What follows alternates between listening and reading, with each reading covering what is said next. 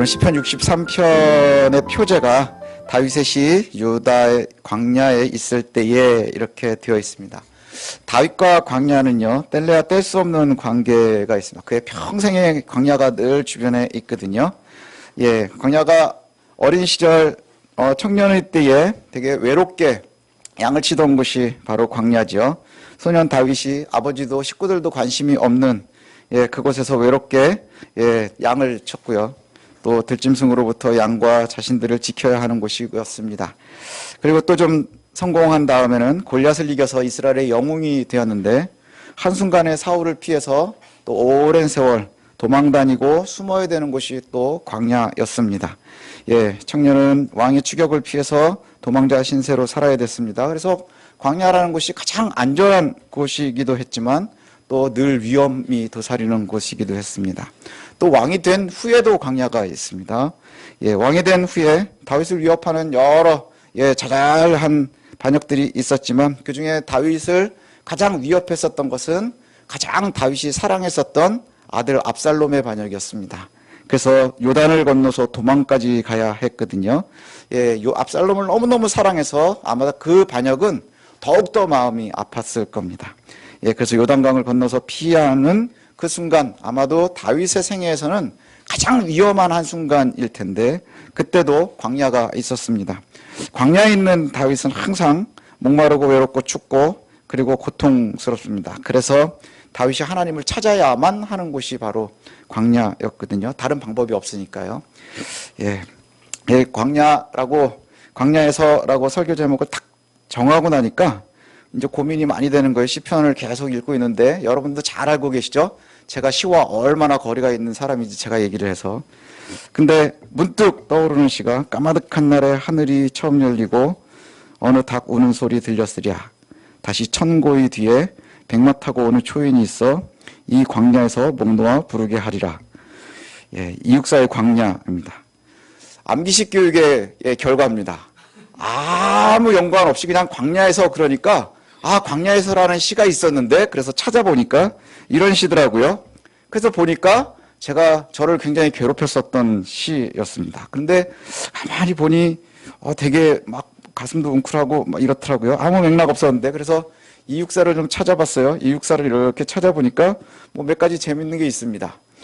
저는 목사니까 보니까 종교가 성리학에서 개신교로 바뀌었고 이육사가 수인 번호 264번이었었다는 얘기도 나오고 그래서 이렇게 시를 잘 쓰는 사람들도 게임 아이디 정하듯이 호를 정하는구나 이런 생각을 하다가 이렇게 쭉 보니까 제 마음에 이렇게 들어오는 시가 있었어요. 그래서 읽어드리면 매운 겨울의 채찍에 갈겨 마침내 북방으로 휩쓸려오다. 하늘도 그만 지쳐 끝난 고원 서리빨 칼날진 그 위에 서다. 어디다 무릎을 꿇어야 하나 한 발 제겨 디딜 곳조차 없다. 이러매 눈 감아 생각해 볼 밖에 겨울은 강철로 된 무지개인가 보다. 이게 왜 내 눈에 띄었을까 생각을 해보니까 강철로 된 무지개가 저를 굉장히 오래 괴롭혔어요. 이것도 시험에 나오는 시입니다. 저를 굉장히 괴롭혔던 것 같아요. 스스로 제가 시를 찾아서 이렇게 보는 날이 올 줄 알아는 생각도 안 했는데 근데 오늘 우리가 읽은 시편 63편을 준비하면서 이육사의 광야 그 다음에 이 방금 읽어드린 시가 절정이라는 시인데 이 63편하고 좀 비슷하다는 생각을 했어요. 비슷하다는 생각을 제가 해가야 됐습니다. 시인의 감정선이나 상황이나 이런 것이 제가 보기엔 굉장히 비슷했습니다. 왜냐하면 끝이 보이지 않는 이 이육사의 광야는 아마도 일제시대였을 것 같아요. 독립운동을 하고 이러면서 일제시대였을 것 같고 아마 당시에 느끼고 있었던 이육사는 세상은 바벨론에 끌려온 것 같고 그래서 아마 다니엘의 심정 혹은 광야에 있는 다윗의 심정 이렇지 않았을까 생각을 합니다. 하늘도 그만 지쳐 끝난 구원 서리빨 칼날진 그 위에 서다. 굉장히 위험하게 들려지지요. 매우 위험한 것 같습니다. 그런데 그 고통의 현실이 뭐라고까지 되어 있느냐면 어디다 무릎을 꿇어야 되나 한 발 제겨 디딜 곳조차 없다. 그러니까 무릎 꿇을 곳도 없고 발 디딜 곳도 없다. 이렇게 얘기를 하는데 그래서 결국 시인이 하는 마지막 이야기는 뭐냐 하면 이래서 눈 감아 생각해 볼 밖에 이겁니다. 눈 감아 생각해 볼 밖에 겨울은 강철로 된 무지개인가 보다. 제가 이제 목사니까 갑자기 눈을 감는다니까 그냥 이 육사가 기도하나 보다 뭐 이렇게 생각이 들었어요. 틀리지 않은 것 같아요.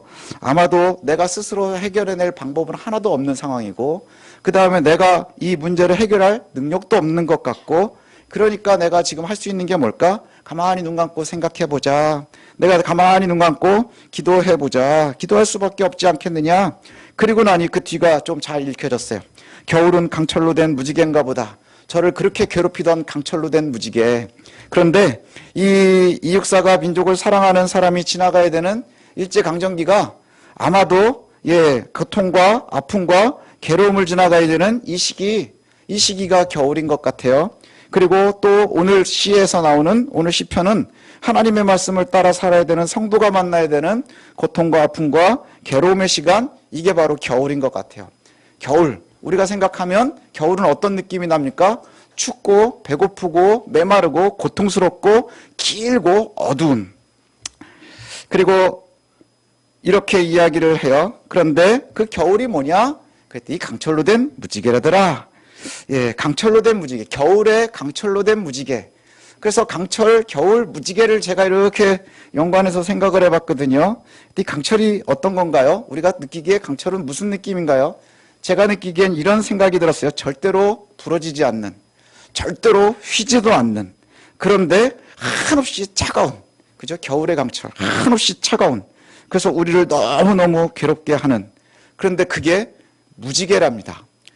이게 너무 안 맞는 것 같아요. 그래서 시가 제가 싫습니다. 강철로 된 무지개, 겨울에 있는. 근데 우리가 지난 시를 읽으면서도 제가 잠깐 지나가면서 말씀을 드렸었는데 노아가 본 세상도 그러지 않았을까 생각이 들어요. 광야 홍수가 끝나고 방주에서 나온 노아의 눈앞에 보이는 것이 아마도 이 상황이 아니었을까 이렇게 생각이 돼요. 노아가 봤던 그 무지개, 희망과 기대가 가득한 시간, 그 상황이지만 눈앞에는 온갖 죽음들이 널려져 있는 무척 어렵고 고통스러운 현실과 희망이 공존하는 그 강철로 된 무지개. 오늘 시편을 읽으면서 저와 여러분들이 볼 수 있었으면 좋겠어요. 희망을 볼 수 있었으면 좋겠습니다. 우리가 아는 다윗의 삶은 하나님의 은혜를 빼고는 생각할 수가 없습니다. 평생이 광야였으니까요. 왕으로 성공한 듯하지만 가장 아픈 아픔이 왕으로 된 이후에 있었던 것 우리가 잘 압니다. 어린 시절 하나님께서 함께 하시니 양과 자신의 일상을 지킬 수 있었고요. 또 칼과 창과 단창으로 무장했었던 그 블레셋 장수 골리앗을 이겼는데 그 이긴 게 뭐였나요? 그가 가지고 나간 건 만군의 여호와의 이름이었습니다. 압살롬의 반역에서도 안전할 수 있었어요. 그저 다윗이 할 수 있는 건 도망가는 것뿐이었습니다. 그러나 하나님께서 붙여주셨던 주변에 있는 사람들의 지혜로 하나님께서 다윗을 살려주셨습니다. 항상 하나님의 은혜가 다윗의 생애를 이끌었었다는 것이지요. 그럼에도 불구하고 다윗의 삶은 항상 광야였습니다. 항상 목마르고 외롭고 고통스러웠습니다. 오늘 시편 63편 우리가 읽은 이 63편의 제일 앞이 이렇게 시작을 합니다. 하나님이여 주는 나의 하나님이시라. 내가 간절히 주를 찾되 물이 없어 마르고 황폐한 땅에서 내 영혼이 주를 갈망하며 내 육체가 주를 앙모하나이다. 시편 63편의 시작도 이렇게 시작을 하거든요. 하나님은 나의 하나님입니다. 근데 그 상황을 보니 광야에서 목이 되게 말라요. 목이 너무너무 마릅니다. 광야는 어떤 곳입니까? 물이 없어서 목이 마른 곳입니다. 그래서 물을 찾는 것이 가장 중요한 일입니다. 근데 그 물을 찾는 것이 너무너무 어려운 거예요. 그렇지만 가장 간절하고 중요하죠. 시인이 광야에서 물을 찾는 자신을 어디다가 비유를 하냐면 하나님을 찾는 자신의 영혼에다가 비유를 해요. 가장 어려운 게 뭡니까? 우리가 살아가면서 가장 중요한 게 하나님을 찾는 거지요. 근데 그 하나님을 찾는 것이 가장 중요한데 가장 어렵습니다. 가장 절실한데 가장 급한데 쉽지가 않습니다. 하나님이여 주는 나의 하나님이시라. 내가 간절히 주를 찾되 물이 없어 마르고 황폐한 땅에서 내 영혼이 주를 갈망하며 내 육체가 주를 앙모하나이다. 현실의 다윗은 광야에서 물을 열심히 찾고 있어요. 그런데 그와 동시에 다윗의 영혼은 주를 갈망하고 있다 하는 겁니다. 그래서 광야에서 주의 권능과 영광을 보기 위해서 그가 주를 막 찾고 있거든요. 물을 찾고 있는 다윗, 근데 그의 마음은 여호와를 바라보고 있다는 거예요. 주의 영광을 바라보고 있다는 것이죠. 그래서 그가 하는 고백이 뭐냐? 2절에 보니까 그래서 내가 주의 권능과 영광을 보기 위하여 이와 같이 성소에서 주를 봅니다. 이렇게 얘기를 해요. 예, 주를 찾으니 곧 거기가 성소입니다. 광야를 지나는 듯 하지만 내가 하나님을 찾으니 거기가 성소다. 성소가 어떤 곳입니까? 하나님 만나는 곳이 바로 성소거든요. 광야가 성소가 되니 그 뒤부터 갑자기 모든 것이 바뀝니다. 3절의 찬양이 그래서 나올 수 있는 거예요. 광야에서 고통스럽고 괴롭고 목마른데 내가 지금 그 물을 찾아서 고통스러워하고 있지만 내 영혼이 하나님을 찾는 순간에 그가 고백하는 것이 뭐냐? 주의 인자하심이 생명보다 좋습니다. 이거예요.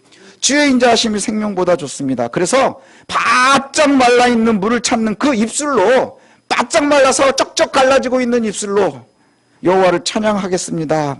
하나님을 만나고 경험한 시인이 하나님의 사랑이 목숨보다 좋다고 그러는 거예요. 평생 내가 광야에서 물을 찾는 이유는 뭡니까? 목숨을 건지기 위함이죠. 그런데 그 목숨보다 더 중요한 것이 뭐냐? 더 좋은 것이 뭐냐? 여호와를 찬양하는 것이라. 광야에서 물을 찾는 것이 생명을 유지하는 것과 마찬가지로 하나님의 사랑을 경험하는 것이 우리의 영혼이 사는 것이죠. 우리의 삶이 하나님을 바라보는 것입니다. 광야에서 입술이 마르고 춥고 외롭고 배고프지만 시인의 고백은 하나님을 찬양하는 것이 좋은 음식을 먹는 것보다, 편안한 침대에서 자는 것보다, 긴 밤을 보내는 것보다 더 좋습니다 라고 고백하는 거예요. 이 고백이 너무나 비현실적인 거예요. 그렇지 않습니까? 지금 배고픈데, 지금 목마른데, 그런데 여호와를 찾으니 그때야 비로소 알겠습니다. 하나님의 은혜를 경험하니, 그리고 하나님을 만나니 이 광야도 성소가 되고 내가 입술로 찬양을 하고 음식보다, 그리고 침상보다 더 하나님의 은혜가 중요합니다. 7절에 보니까 주는 나의 도움이 되셨습니다. 내가 주의 날개 그늘에서 즐겁게 부르리이다. 지금 다윗이 광야를 이야기하고 있지만 아마도 지금 우리의 삶이 광야일지도 모르겠습니다. 저와 여러분도 여전히 광야를 살아가고 있는 듯해요.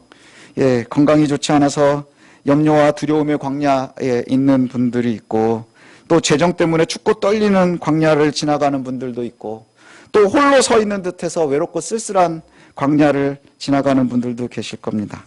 여러분 각자의 광야를 지나고 있거나 또 한가운데 서 있다고 느끼는 분들은 조심스럽게 한번 좌우를 보십시오. 그리고 앞뒤를 한번 보세요.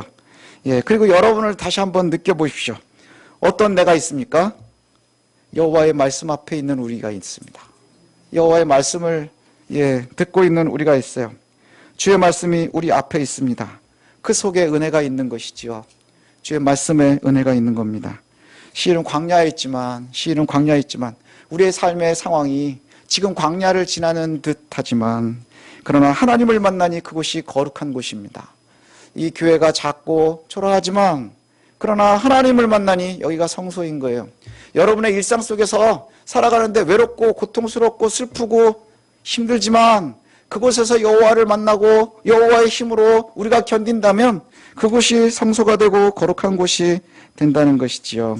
우리가 광야와 같은 삶을 살고 있지만 하나님의 약속의 언약이 우리 앞에 있습니다. 하나님께서 우리에게 분명히 약속하셨기 때문이에요. 그것이 슬 소망해서 저와 여러분들이 그걸 소망하니 예배자로 있는 것 아닙니까? 그 말씀 앞에 우리가 있는 것 아닙니까? 다윗과 같은 고백과 믿음을 저와 여러분들이 가졌으면 좋겠어요.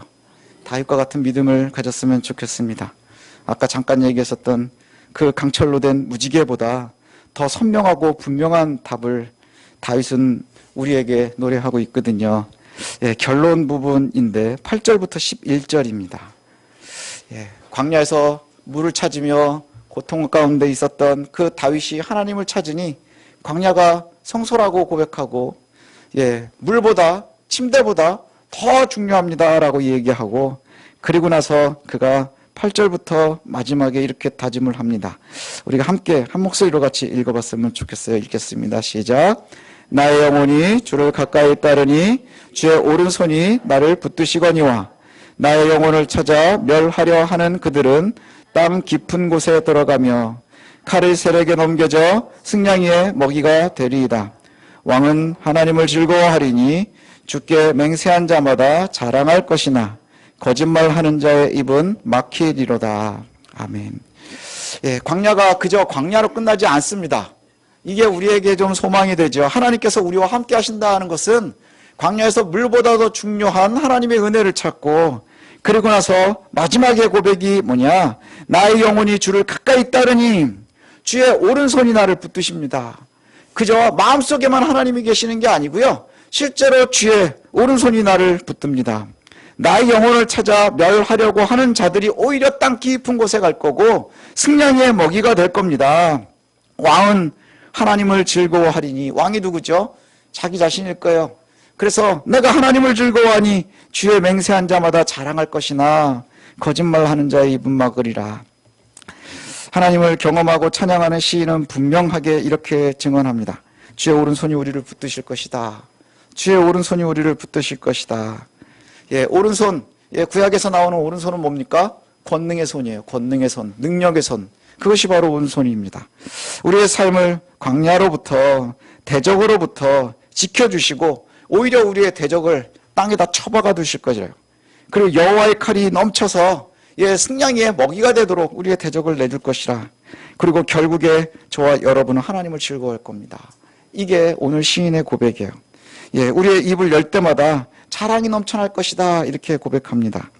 지금 광야가 우리를 삼키려고 입을 크게 열고 있지요. 예, 그래서 건강 때문에, 재정 때문에, 관계 때문에 겁박합니다. 재정으로, 건강으로, 관계로 우리를 계속해서 겁박합니다. 그런데 가만히 생각을 해보십시오.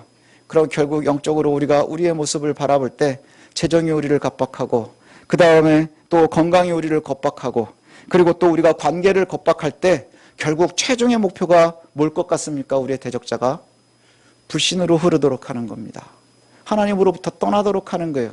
그래서 광야에서 오롯이 광야를 느끼면서 고통스럽게, 외롭게, 쓸쓸하게 있기를 원하는 것이죠. 그러나 그곳에서 여호와를 찾으니 그곳이 성소가 된다 그랬어요. 그 가운데 우리가 하나님을 놓치지 않는 것, 이것이 우리에게 너무나 중요하다는 것을 놓치지 않았으면 좋겠습니다. 아무리 주변을 둘러봐도 우리를 살려줄 만한 것이 없어 보이고, 또 우리가 아무리 주변을 둘러봐도 나 결국은 가장 외로울 때, 힘들 때 홀로 있는 것 같고, 주변을 아무리 둘러봐도 도움의 손이 하나도 없는 것 같지만 여호와를 찾으니 그곳이 생명이 있고, 여호와를 찾으니 그곳에 성소가 있고, 그리고 나서 하나님께서 약속하십니다. 예, 너를 괴롭히는 그 대적은 땅에 내가 처박아 둘 것이고, 그리고 칼로 승냥이의 먹이가 되게 하겠다라고 약속하신다는 것이죠. 이제 우리가 각자가 처해져 있는 여러 어려움들이 있을 거예요. 그러나 우리가 시인의 고백과 같은 그 고백이 저와 여러분들의 것이 되었으면 좋겠습니다. 우리는 여전히 광야에 서 있겠죠. 그러나 우리가 하나님을 놓치지 않아서 여기가 성소가 되기를 원합니다. 여러분의 삶의 터전이 성소가 되기를 원합니다. 그리고 그곳에서 하나님을 만나고, 그곳에서 하나님을 놓치지 않아서 결국은 건강으로, 그 다음에 관계로, 재정으로 우리를 하나님과 떨어뜨리려 하는 그 불신의 세력에 우리가 맞서 싸워 이겼으면 좋겠어요. 그리고 결국에 다윗과 같은 고백이 저와 여러분의 고백이 되기를 원합니다. 제가 가만히 생각을 해봤어요. 마지막 이야기입니다. 가만히 생각을 해봤어요. 이 시를 언제 썼을까? 광야에서 썼을까요? 아니요, 결과예요. 그렇지 않겠습니까? 광야에서라고 되어 있는데 저는 이걸 광야에서 쓰지 않았을 것 같아요. 광야에서 쓴 게 아니라 아마도 다 해결이 된 후에, 어쩌면 압살롬의 반역에서 돌아온 후에 그때 쓰지 않았을까 생각이 돼요. 그러니 저와 여러분들도 그 길을 가야 될 줄로 압니다. 결국에 광야에서 승리하고 이겨서 하나님의 은혜 가운데 머무는 저와 여러분들 되시기를 소원합니다. 시인처럼 노래하면서 주변인들에게도, 이웃에게도, 내 가족에게도 감사를, 소망을 증언할 수 있는 그런 날을 기대하시기를 소원합니다. 그리고 그런 날들이 저와 여러분들에게 오늘이 되기를 원합니다. 기도하겠습니다.